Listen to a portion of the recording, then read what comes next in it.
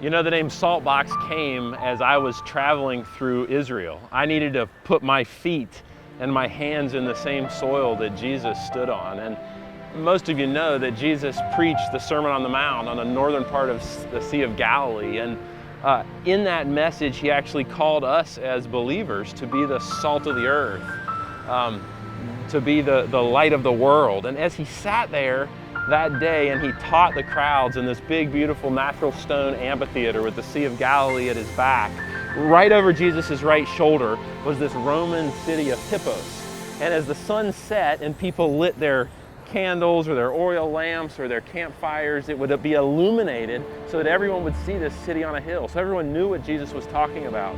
And over Jesus' left shoulder was this village called Magdala, where they processed fish and salted the fish.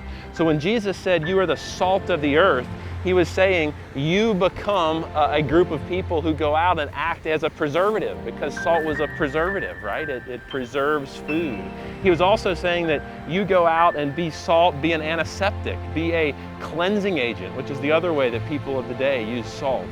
And then he was also saying you go out and become the seasoning of the world, the flavor of the world. And even in the Old Testament, you have salt being used on the Levitical sacrifices that were made before God.